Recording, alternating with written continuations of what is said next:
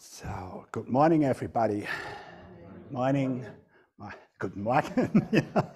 Ja, guten Nachmittag nach Europa, nach Wien. Yeah, I hope there is somebody here from Vienna. I think so. Yeah. And anyway, to all others, hello. Yeah, so this is the third week and my third talk. And great that you are all still here. Yeah, today I will talk about transformation. And when we talk nowadays about transformation, we think of many other things, not about the meaning of transformation I want to talk about today, the inner transformation of ourselves. Nowadays, it's all about climate or digital transformation and so on.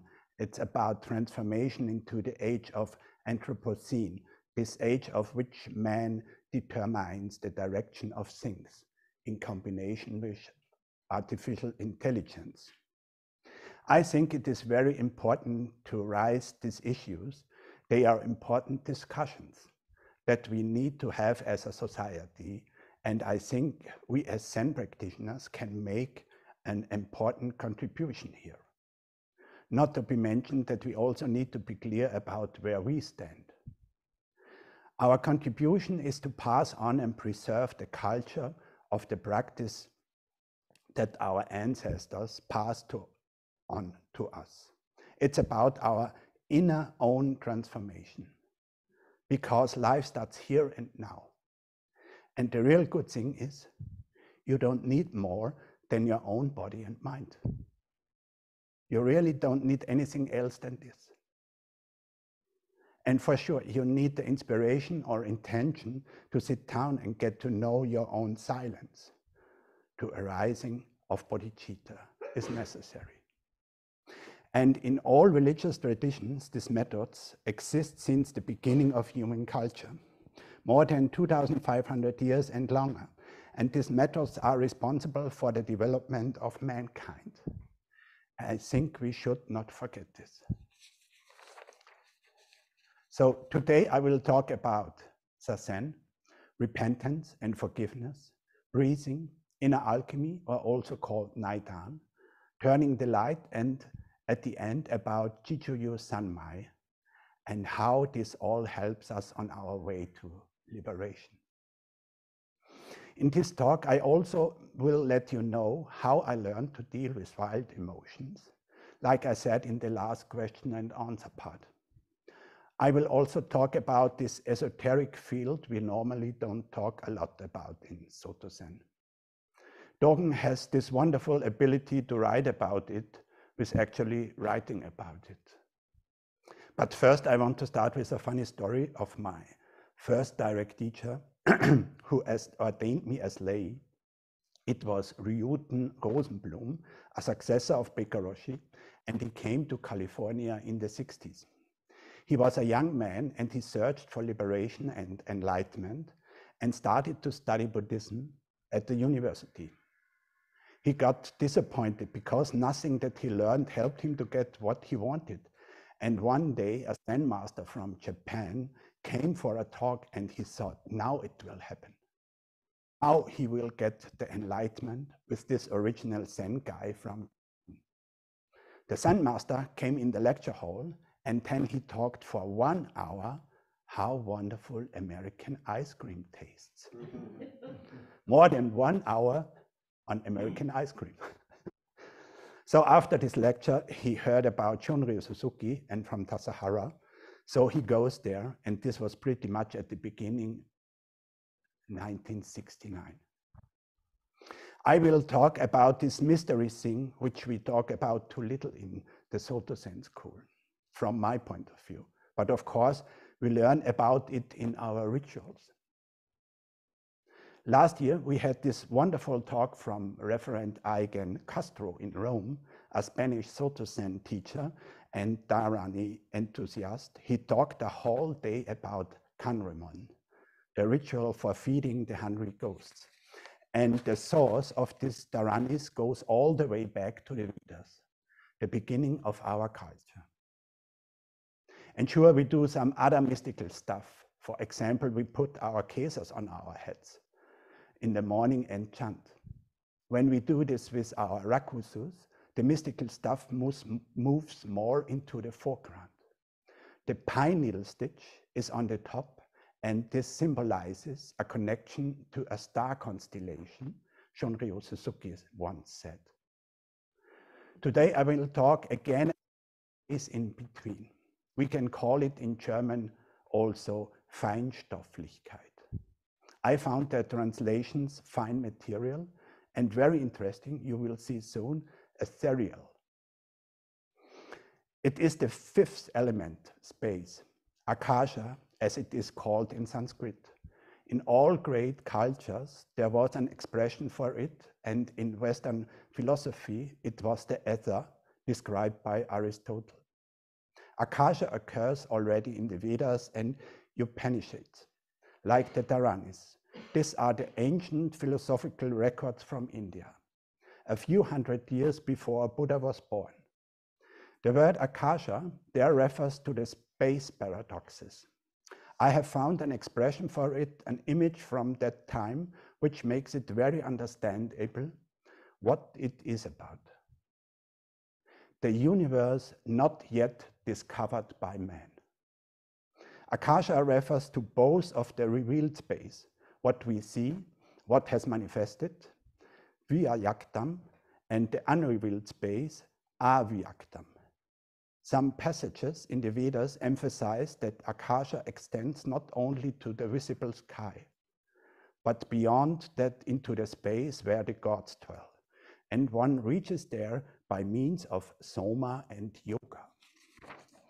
Soma is the sacred light-filled drink, very mystical and legendary.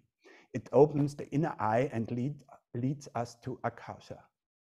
About the enjoyment and effect of soma, it was said, all the gods were then gathered in man, as in a cowshed.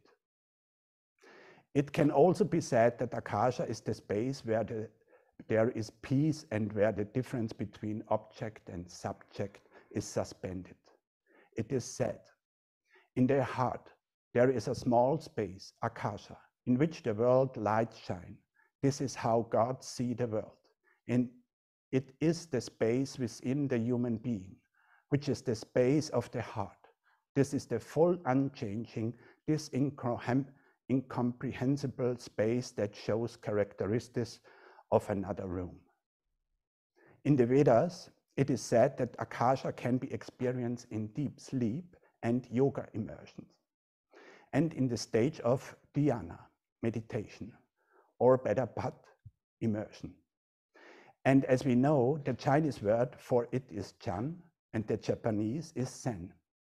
In Pali, it is called jhana, often translated as glowing or burning. And I will get very deeply into this topic of how the spark becomes fire in my next talk. Atha was the old world in the old Iranian religion around the prophet Zarathustra. There it is translated as the holy fire, which can be seen only in the so-called new consciousness. It is also related to the Heraclitean fire, the ethereal substance, of which Heraclitus says, it is rational and it responds to all things. It is the primordial fire, the Godhead. Heraclitus is often called the Greek Taoist. The ether was considered to be the space-filling substance that permits the whole universe. In the 19th century, the theory arose among science that it carries the light. When more and more experience shows that their ether, whatever it might be, did not show any effects, meaning it did not have any causal force, it played an increasingly smaller role in modern physics. And for the same reason, it was concluded that it did not exist.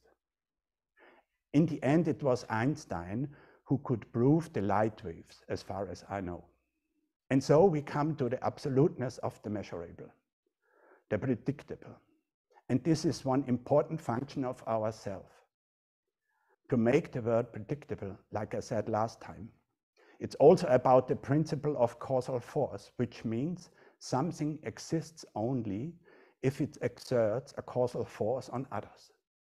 It must be able to influence things, and this must be proof-able with experiments.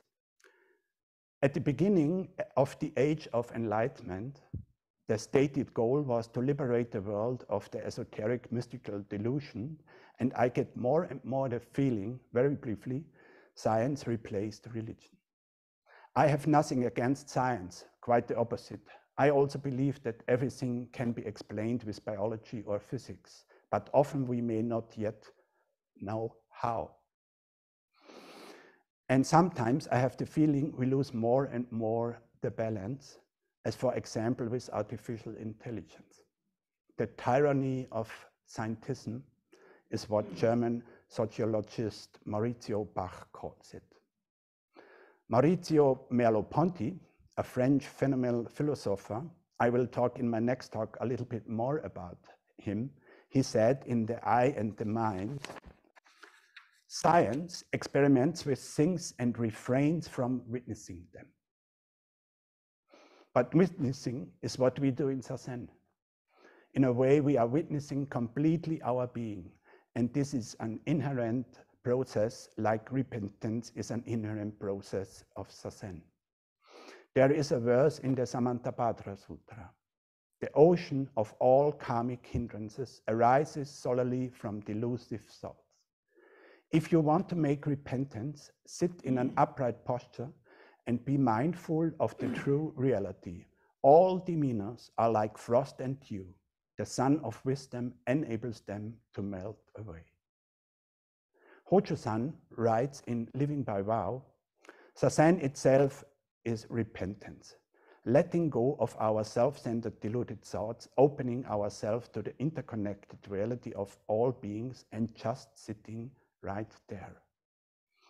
My first encounter with Hojo-san was when I read Realizing Genjo Koan and heard about repentance in a Zen context for the first time. In the Bekkaroshi Sangha, there was no emphasis on this concept of repentance. And this distinction between absolute repentance, Ri-Sangha, and relative repentance, Ji-Sangha, touched me deeply, opened something inside me. The inherent possibility of transformation of all suffering associated with repentance in zazen enabled my original dramas to start disappearing more and more.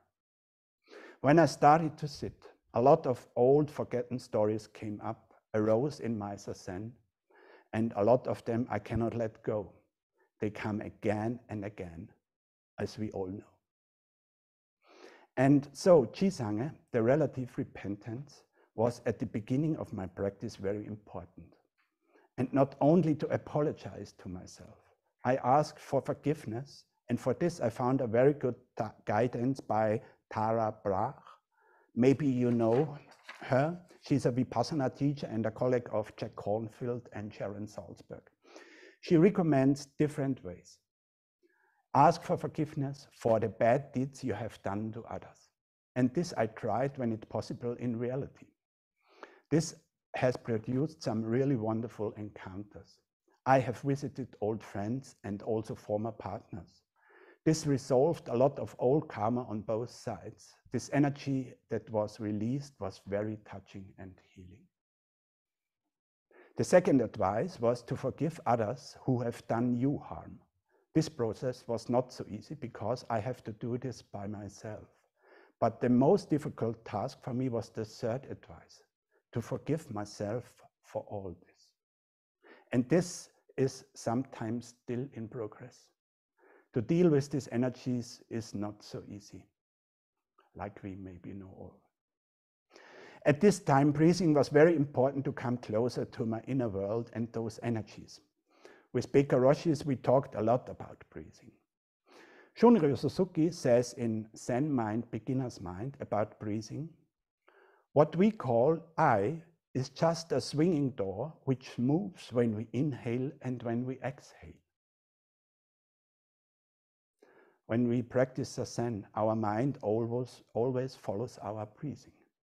When we inhale with the air, the world comes into inner world, and when we exhale, the air and the world go back to the outer world.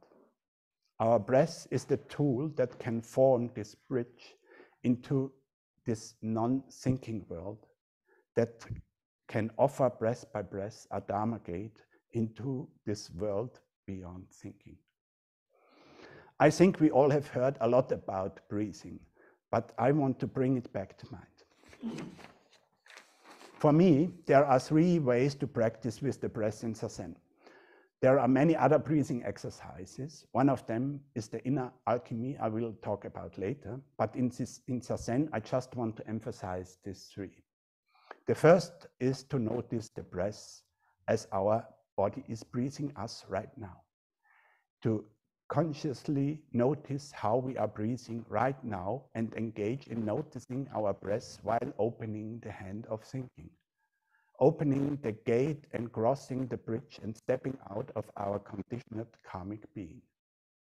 Noticing the breath by breath and not influencing or controlling it, just taking it as it is right now, whether short or long, soft or louder. Noticing it as it is right now in the present moment, nothing more. This is the most important practice. Inhale like your body wants to inhale you and exhale in the same way. Between inhaling and exhaling, make a small pause. 1 or 2 seconds, not more. Become aware of this shift to exhale and do the same when you inhale. Get aware of this shift. Make this to a habit and do this also with the other 2 methods I will explain now further. The second practice is to count the breath, a very common method in Zen. To count each breath, we do this with each inhale and exhale with a number. We start at 1 and stop at 10 and start again at 1. This method is very old. It originated in India and was spread into early days of Chan in China and afterwards in Japan. Shunryu Suzuki also emphasized it, and Hakuin Egaku, a Rinzai Zen master in the 17th century, an innovator of Rinzai Zen and known for his illustrations of many koans. It is said that he emphasized breath counting. For each breath, we count a number and start at 1, and a number is for a whole breath. Inhaling and exhaling is 1 number. And then so until we reach the number 10. And then we start again at 1. When we are at 12, we also just start again at 1. When we are a bit more experienced of counting, we can count to 100, and then we start all over again by 1. Someone once told me that he noticed where he was at 632, but then we just start over again. The third practice of breathing is to follow the breath with it or as it, to travel with it through our body and thus touch ourselves internally. We completely disengage from our conditioned karmic thinking and are just our breath and follow it wherever it goes when we inhale and exhale. And again, we are not influencing our breath as we do in a body scan, for example. Not that a body scan can't be helpful, but that's not what we do in zazen. We just let everything be as it is, perceive it and let it go. We embody with our breath our present being in this moment and no more. Allow everything that our breath brings to the surface. Everything that arises is allowed to be there and we radically accept it. Just let it go. If a resistance arises, we let it go. Just let be there and keep breathing and let our breath discover what it wants to discover. It is our conditioned self that wants to maintain the predictability of our being, the appearance of our being. But we let go of that too and just surrender to our breath and keep following it. When pain arises, whether physical or mental, we embrace it. Don't fight it off and go beyond our thinking. Even with difficult emotions like anger and rage, we let go and embrace it and go through it with our breath by breath, noticing our karmic conditioning, but always staying with our breath and opening the hand of our thinking in this process.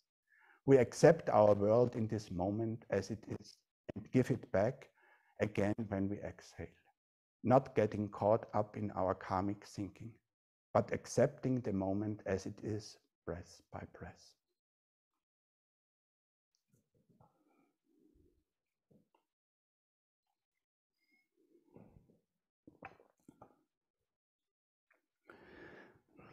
Pain has been part of my zazen from the beginning. Pain in many different ways and of different intensity. On the one hand, due to my physical conditions, like having no flesh on my bottom and therefore feeling my bones very quickly, or due to my knee surgery and many other things. On the other hand, however, pain has often appeared in the same places that could not be attributed to an organic cause. Some of them I could get rid of quickly. Others kept coming back, so I had them checked by a doctor, but nothing was ever found there. Ryuten Rosenblum, my first direct teacher, said that I should be happy about so much pain, because my body wanted to communicate with me. He also advised me again and again to stay with my breath and to travel with it as I described before. Sentatsu Baker, this is the Dharma name of Baker Roshi, talked a lot about the masters in China and the connection to Taoism, and so I discovered inner alchemy and the standard work of Taoist meditation, The Secret of the Golden Flower. But also to Wanji or Hongqi's Cultivating the Empty Field and his poem, The Acupuncture Needle of Zazen. Dogen Zenji greatly admired Hongqi as one of the few Chinese masters and praised this poem in Shobogenzo Faszikel Sazenshin. Dogen refers to the teachings of other Zen masters as the returning to the source, the returning to the origin as useless methods to stop discursive thinking and freeze into silence. Hongqi's needle, however, was the power to present things correctly. Dogen says, this alone always shines through the surface and interior of the world of Dharma. Dogen says at the end of the fascicle in his own poem, it is not Hongqi doesn't present this correctly, but it can be said in this way. In the poem, The Song of the Grass Roof Hermitage, Sekito Keisen says, turn the light around so that illuminates the inner and then just return. Hongqi suggests similarly, then you have to take the step back and directly reach the center of the circle from which the light emerges. And elsewhere, when you turn there and completely let go of everything, realization happens. All of this refers to the expression Eko-Hensho, which is also called the basic technique of Zen meditation, and to which Dogen also refers in the Fukan Zazengi. Eko-Hensho, or stepping back somehow, to see the original face without concepts. First, turn the light around, and the rest follows. Maybe. In the Sandokai, the poem of Sekito Kisen, it says, in the light there is darkness, but don't take it as darkness. In the dark there is light, but don't see it as light. Light and dark oppose one another, like the front and back foot in walking. In the Sandokai, the darkness represents our delusions, and the light is associated with truth.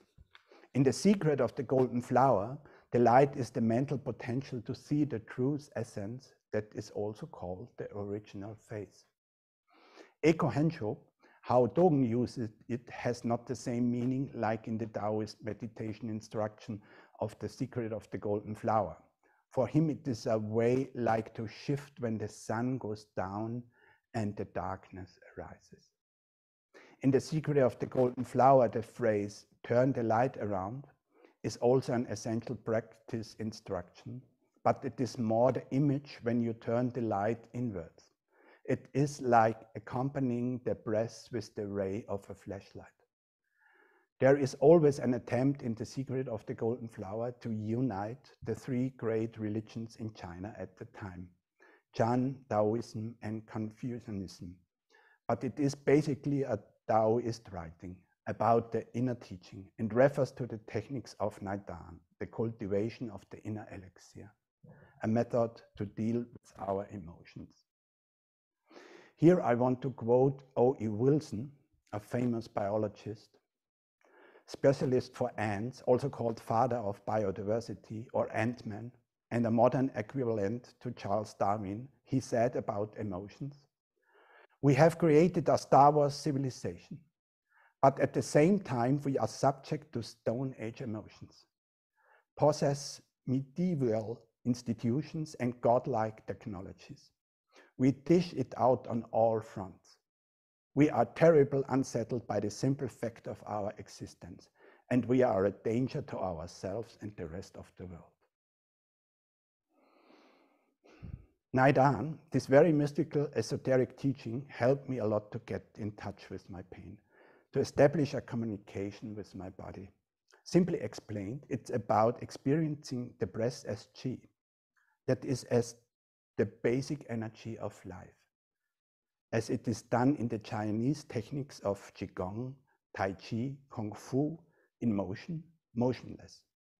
In the West, it is often called the silent Qigong or Neigong, but the teaching of Neidan still goes further. It is a Taoist meditation method, but we have to be aware that many great Zen masters were also Taoists. This method helps us to get to know to our energies and learn how to work in us with these energies. It is possible to get to the origin of our being, but also to learn to steer those energies, to move them in a direction. This is a slippery slope and very thin ice to talk about these esoteric experiences. There are many traps where you can lose yourself, and you have to be very careful. But if we have Dogen's warnings in mind and Hojo-san's commentaries to them, then it is not very dangerous, I think. And be aware, Dogen was very young when he came to the monastery, and the Tendai teaching also has been esoteric borrowings, so he maybe know all about it, and for him and his fellow monks back then, maybe it was a standard knowledge. And be also aware that Kaisan Chokin brought a lot of Shingon into Soto Zen. I don't know much about Shingon Buddhism, but space is the fifth element there and very important. So this was maybe a standard knowledge. Maybe we can discuss this a bit more afterwards. I want to know what you think about this theory. All our practices are about recognizing or awakening to how our being becomes into being, how the soup we call life is cooked, how we function, or as the Taoist said, to become the master of our own house. Another way to say, tame the lion. I can feel this energy and I have learned to manage them, most time. But for me, it's not about directing these energies externally, as we know from the great Chinese movies, such as Tiger and Dragon. It's about dealing with these energies to recognize before the fire starts to burn or our horses start to gallop. By the way, Tiger and Dragon are the most important symbolic animals in Neidan technique. And they are always related to each other, a mutual dependent, like yin and yang. They fuel the elixir. Unlike the European mythology, in Asia, the dragon, in Japanese Ryu, is a creature of awakening. In the symbolism of inner alchemy, it stands for the possible transformation. This mystical animal embodies the transformation of our inner energies. The this dragon energy is an important part in the practice of inner alchemy. My first Buddhist name was Ryumon, or Dragon Gate. As the old scriptures are saying, the dragon's energy lives in our spine, and our tailbone is the tail extension. The dragon is an aquatic animal and is often depicted in Asian iconography with Avalokiteshvara riding on it, using it as a carrier. The Bodhisattva of boundless compassion rides the dragon. That means our compassion uses the energy of the dragon. So please see for this picture in the handout. You can also find the handout on our website. So Neidan is a heart-mind technique to teach us to cultivate Shenming.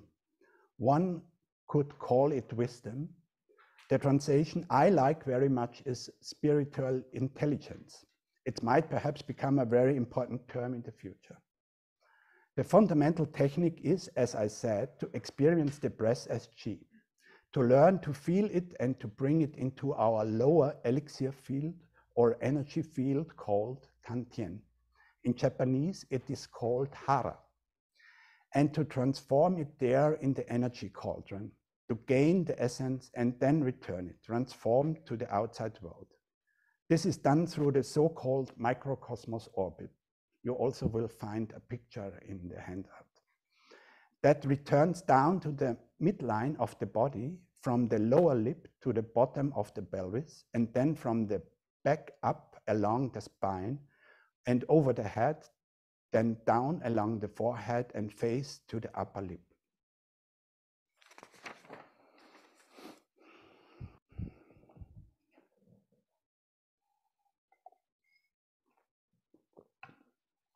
There are two types of people. Depending on the category we fall into, our microcosmos orbit runs either from the bottom or from the bottom to the top. This is important to find out which type we are if we want to learn this technique. To find out about it, we breathe in and feel the breath. Where does it go naturally? Up along the back or down the front? Once we figure out which type we are, we enter the orbit right there when we breathe in, either inhaling up the back and exhaling down the front, or the other way around, down the front and up the back. Thus, we became familiar with our most important energy circuit. We enter the microcosmos orbit. In practices, we explore our inner energetic fields by exploring more energetic vessels or meridians. In my own practice, after a while, my breath then automatically went to my pains in a very natural way, and they often revealed their secret only after very intense sitting. Deeply buried images with stories emerged, and often there was a release and pain disappeared. A lot of things were at first in my chest, around my heart. Over time, these unnameable pains have disappeared. But with the pain in the pelvic area, there was no release for a long time. Thanks to this practice, my breath became longer and deeper as a result, and I learned to synchronize it with the contractions of my pelvic floor. In the ancient scriptures, we often read about energetic leaking. Don't leak is often to read there, and by contracting the pelvic floor, we can prevent this. We close the pelvis like we close the drain in a sink. And if we combine this with our inhaling and exhaling, we can cultivate these energies. The chi we take in, transform it, and then give it back. We can also come in contact with our inner energy field when we breathe from our feet, namely our heels into the pelvis and also into our arms. On the soles of our feet and in the middle of our hands, there are very important energy points. The ones in the hand are called Lao Gong, and the ones at the center of our soles are called Yong Xuan. With this breathing exercise, we can extend our breath first into our whole body, including all meridians. This is called the microcosmic orbit. From there, we can extend our breathing beyond our body to include the whole universe. I would like to share one more beautiful detail from these practices, the tailbone pump, or what I call dragon bliss catapult. The pelvic floor is a complex set of muscles and nerves that has not been fully explored by science to this day. One muscle, the levita ani, goes from the tailbone forward to the pubic bone. When we contract this muscle, the tip of the tailbone moves towards the anus, completing our microcosmic orbit. We contract the tailbone very tightly, and at the same time, we bring the breath into our pelvis, pause for a second or two, and then abruptly release the tension so that the tailbone shoots backwards. With a little practice, we can learn to let the energy flow up the spine like a fountain of bliss. So if you are interested, you find these practices all in the handout. So over the time, my pelvic pain then opened up all of a sudden and the stories broke out. In my research, I found this pain point as a point of a very specific meridian from traditional Chinese medicine, the GB27, the Gale-Bladder 27 of the Dai Mai. And this Dai Mai, or belt meridian, is part of the 8 extraordinary meridians, which are said to have very specific properties. There is a direction in modern Chinese medicine that deals with psycho-emotional pain and the 8 extraordinary channels, a part of which is strongly influenced by Neidan. These 8 meridians appear already in the first writings of Chinese medicine around 400 BC, and their characteristics were highlighted even back then. A friend of mine, a pioneer of body therapy in Austria, and I developed our own bodywork system based on these TCM theories. For example, I use parts of this idea when I work with my protégés to ground them or to connect them more with their bodies through breath. If you want to know more about this, please contact me and I will be happy to give you more information. Zhijiang already recognized this potential in The Secret of the Golden Flower very early and incorporated it into his teachings. However, this was at the time when the teachings were still very much translated out of the Christian tradition. And the translation he used was very superficial and full of mistakes. And so this led to misunderstandings in Zhijiang's teachings. Thomas Cleary, the translator of The Secret of the Golden Flower, explains this in great detail in his book. Over the time, my pains dissolved completely. And when I have pains today, then they are real with bodily cause. My blockades have dissolved. Today, this Neidan breathing has become such a part of me that it works quite inherently and accompanies me all the time. I was also able to detach it more and more from the conceptual thought structure of Taoism. Hojo-san explained in the last Gensoi where the difference between Taoism and Mahayana lies, not to mention that the great goal in Taoism is immortality. As I understood it, the Taoists talk a lot about absence and believe that emptiness consists of a fabric that already exists. That means that there is already something here. This is very different to the view of Mahayana, because emptiness is really empty and only arises through and in our mind. We will deal with this a lot in the next talks. But there is this energy side of how existence is made. Einstein also said that all life is energy, and I can feel a lot of these energies, and for me this practice has contributed a lot to my liberation and supported me in learning to let go. For me, the so-called elixir cauldron is nothing more than a gateway in which our impermanent world is allowed to emerge as it is, without our ideas and conceptions about, without the impurities and entanglements of ourself. This does not mean that they are not there, that I'm a perfectly purified being, But like the sword of Manjushri, they help me to clarify what is going on with me right now, here in this moment.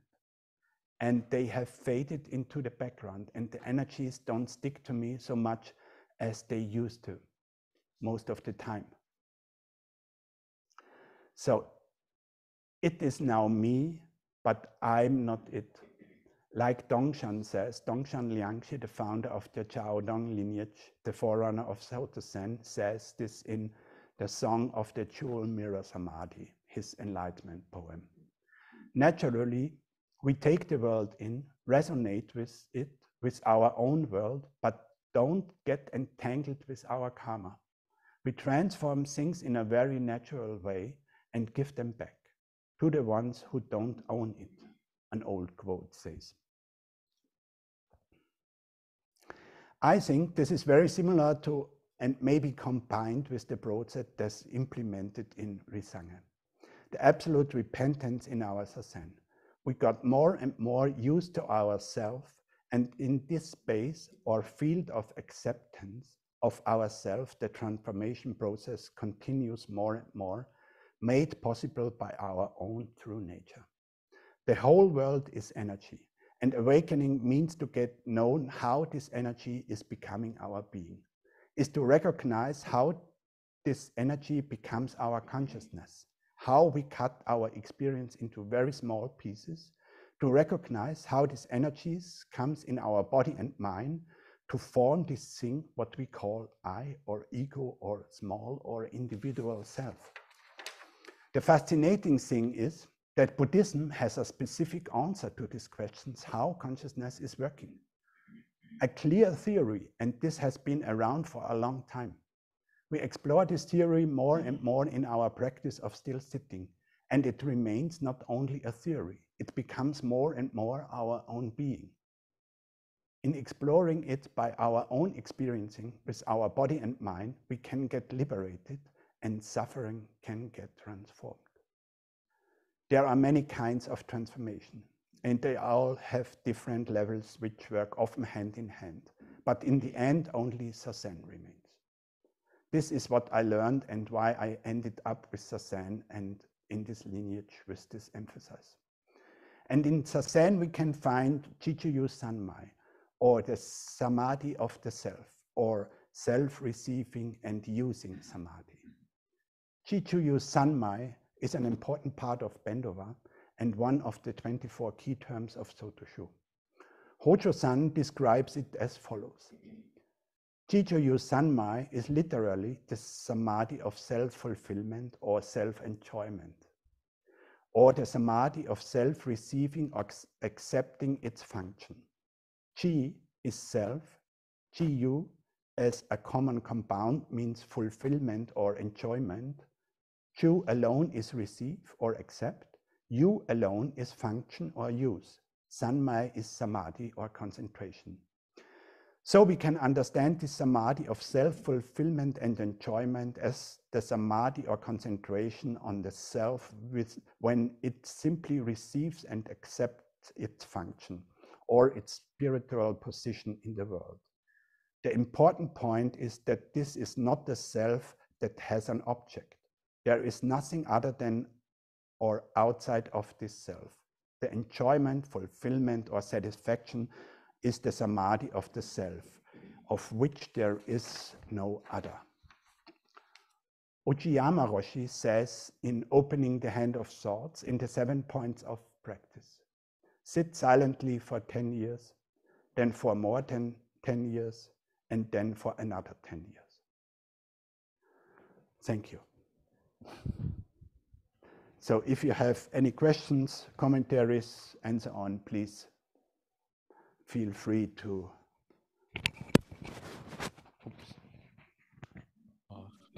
Thank you for the talk. So the energy practices that you have described, the Taoist practices, they're very similar to Indian breathing practices that I have done previously, like breathing to the spine, holding the tailbone, like, and then releasing, and it's a way of manipulating the Kundalini energy or the chi. So I always wondered, like, how do I mix this with zazen? Like, not during zazen, but let's say, how do you recommend at the beginning of the zazen? Do we do this for about a few minutes before we do zazen? So the first thing is don't mix it up. Yeah, this is the important thing. You know, zazen is zazen and letting go of our mind. Yeah, so do this separately. Yeah, and with the time, it comes from alone. You know, you get it. It will get inherently. So you are breathing like your practices are breathing you, and then it goes into zazen. Yeah, but it's a part of zazen, but it is not the practice anymore. I hope this is a little bit confusing, but it is, yeah, it is like this is, yeah. But don't mix it, you know. Zazen is zazen, zazen is shikantaza. Only just sit, yeah, and separate it. Do the Kundalini things or yoga things, and do the Neidan or Qigong things like we do it in Vienna. We have on Friday mostly we have Qigong hour with Kurio, and then after we have zazen, yeah. And so you can really bring it from this practice into zazen, yeah. But please don't mix it. Yeah, thank you.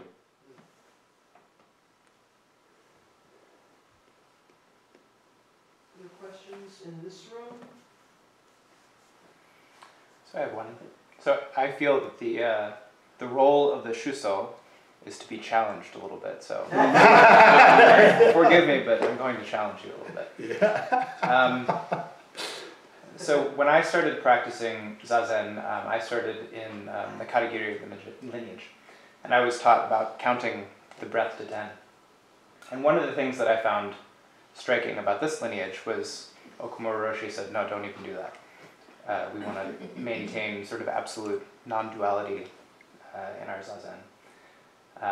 So when we teach people zazen, we don't even teach counting the breath or even focusing on the breath.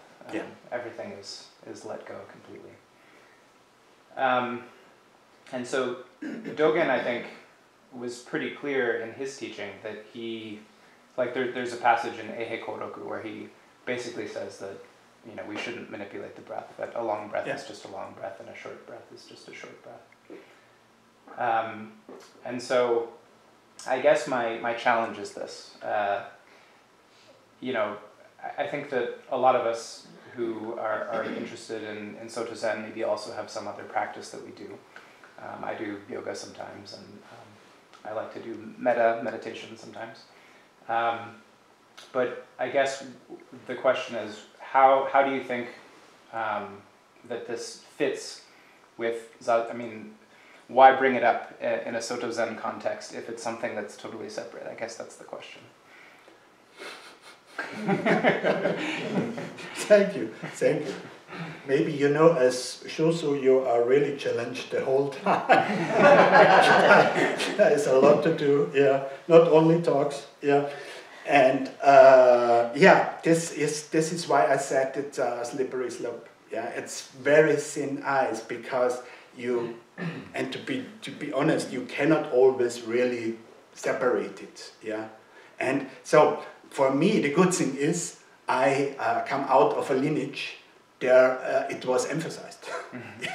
Yeah, there was the counting emphasized, and this was for me at the beginning was helpful. But when I experienced more and more my breath, this breath became this very important, helpful thing for me.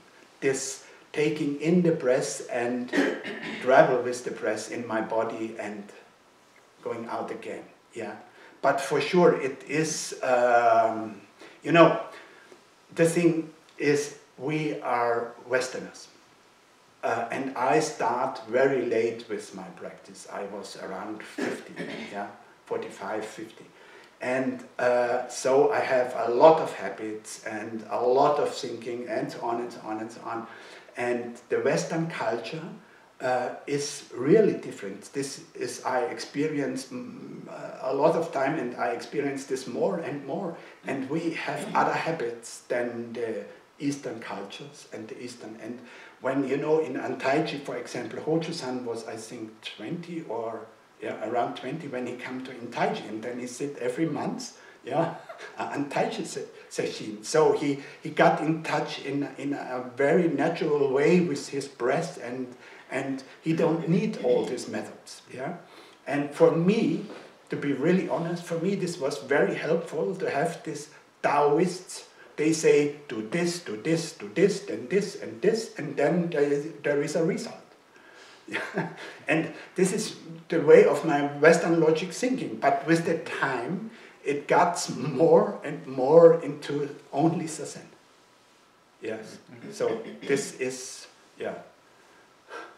Yeah, I mean, certainly, you know, traditionally, that was the way that Buddhism was too. Of course, you have lots of kind of preparatory practices, and then what we do is sort of something like what you do afterwards.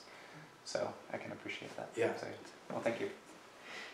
Actually, I think what Doju's raising is a really important intersection, right? Because I told Shinko several days ago, people are going to be surprised by your talk. Yeah. This is not material that we typically talk about here. And good, you know, bless you, because why not, right? You brought up Keizan Zenji. Folks may know the way that this sect of Buddhism has been positioned is that we have one Buddha and two founders. So we have Shakyamuni, we've got Dogen, we've got Keizan. And I think, so in the West we've sort of received this brand that says Soto Zen is about Dogen and Zazen and that's all. And so because we don't have the context, we don't look broadly. But if we look at what Keizan Zenji was doing and his own personal sort of karmic circumstances, we know there's a lot of shamanic dreaming, there's a lot of magical stuff. Partly because that's what he got from his family and his culture, and partly because he was actually trying to respond to the needs of people who were not quote-unquote monks in a quote-unquote training temple. You know, he was looking around and saying, what does the average person need? And we need to mark milestones, and we need to pray for rain, and we need to do all these things. So this is a really interesting intersection for us in the West, because what we've commonly received is you do zazen, you do nothing but zazen, that's the only thing that's worth your time, everything else is superstition. You know, and who knows, for some people these other avenues may be meaningful, may be important, may be a good support to zazen. As you say, as long as we're very clear that in zazen we only do four things. We don't take the posture, we breathe through the nose, we keep the eyes open, we open the hand of thought. That's all we do. That's the shikan or shikantaza, right? So it's not to say that we can't look around and get some context and perhaps read some things about what Keizan Zenji was doing. But there are so many pitfalls, right? Because then we went, oh, well, this thing feels much more interesting than zazen, so forget that zazen stuff, I'm going to do these magical practices. So how do we hold both of those things as Westerners in the 21st century who are not coming out of an Asian culture? I think it's a very interesting intersection you're opening up for us just to sort of consider, right? Because I think what Doju's raising is important. Absolutely right, and it's also, for me, it's always this to hold this balance, but my experience was, it was for me very helpful, at the beginning, at this time, to get known to this body and to get known what all this energy has done with me or with my thinking, and also to accept all this, also the painful things we don't want, because we always want to be good human beings, but to be honest, that is not always the reality, and so this was very helpful, but like I said, I always end up only in zazen, and these practices help, they are still working, but not in conscious, so they are part of my sitting, and not more. And I think this is the important thing. Don't cling on this. and do some superficial, supernaturalism. Oh, yeah, you know, there is a lot of things, yeah. And I read a lot of things that can happen, for example, seeing through walls, or can be, maybe somebody told me really that you have done this, yeah, but you know, this is not the point, yeah.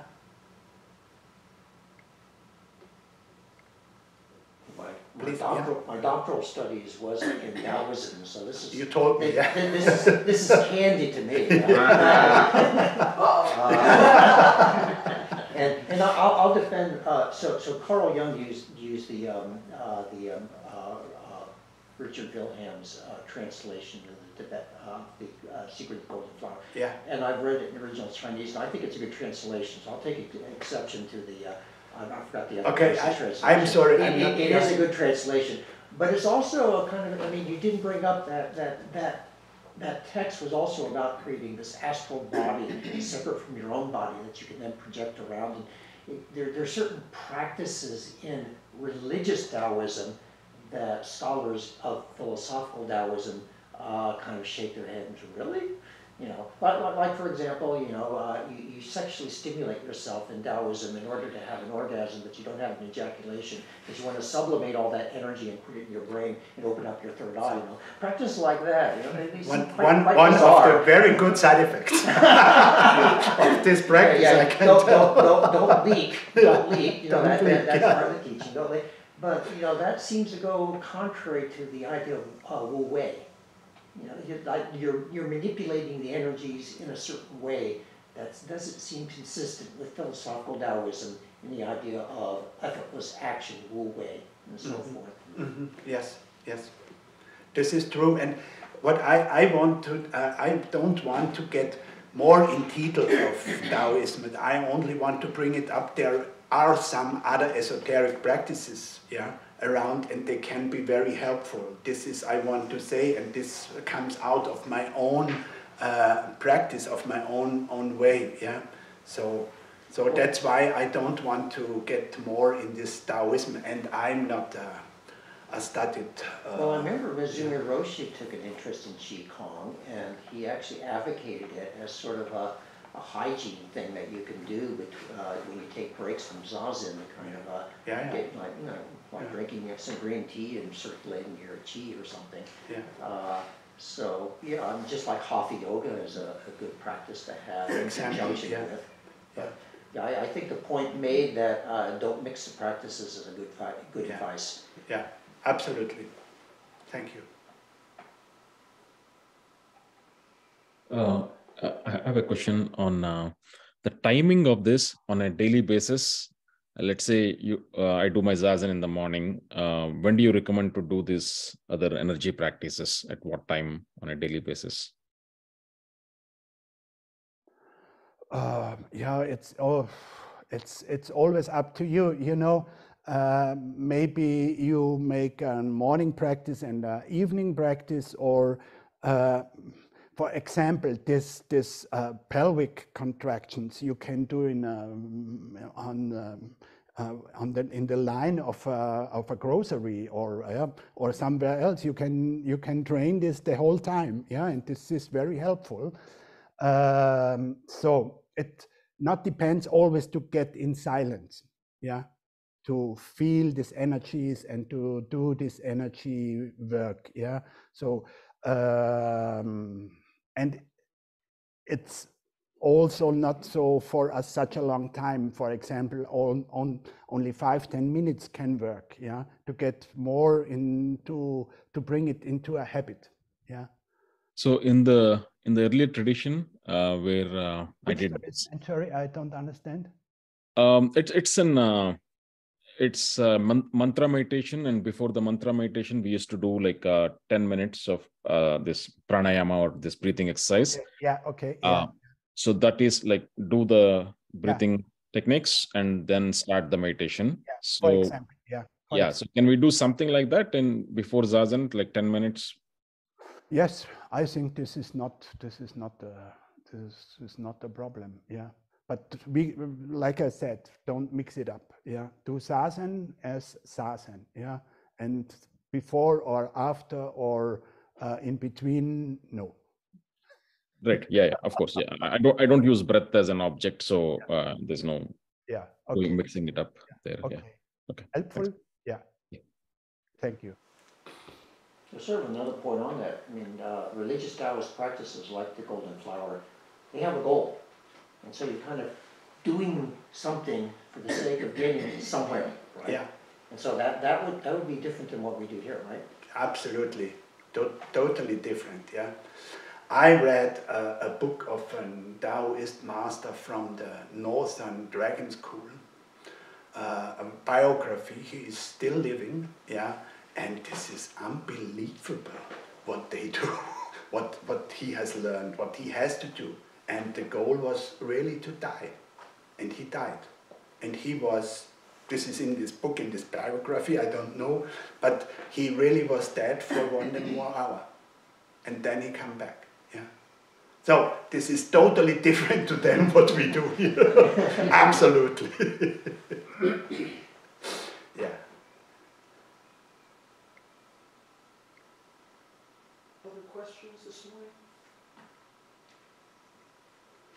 So Shinko, thank you for your talk. And early on when you were talking about Akasha and the ether and other kind of dimensions beyond our experience, yeah, it kind of felt to me like I would kind of understand that, and this might be similar to some of the other comments, as ways of kind of conceptually trying to get a handle on what's kind of beyond our conceptual thoughts and experience. And so I think of, and I think you kind of addressed this, but like, how do we do that in ways that where these kind of concepts are helpful, maybe in orienting us, maybe orienting our attention, but then how do we carefully recognize hindrances and just another set of concept, like a new layer of delusion.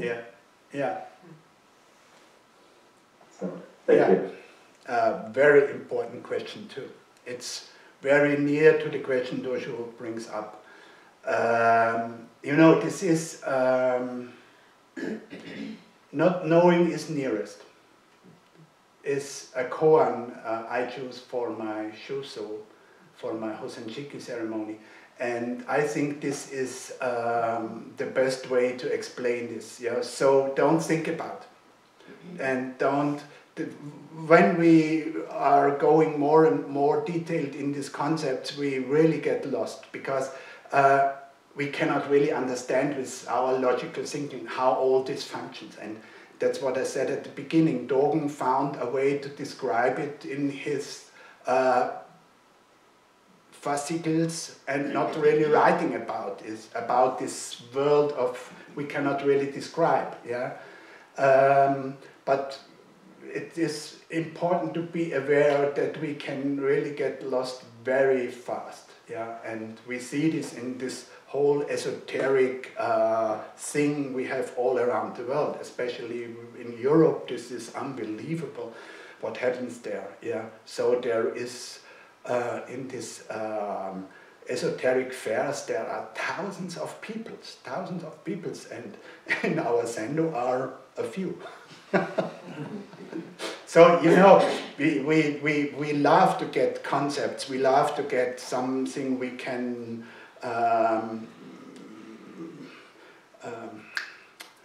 take at, yes, this is how my first teacher was at the university and thought he will get enlightened there. No, yeah, this is the point. We have to practice this. We have to come into this process of liberating of ourselves, and there are many methods, this I want to say, yeah, that can help on this way. But at the end, the only thing what remains is zazen. Yeah, and there are a lot of other very helpful things, like we talked about MBSR. Yeah, really helpful. Yeah, but at the end, yeah.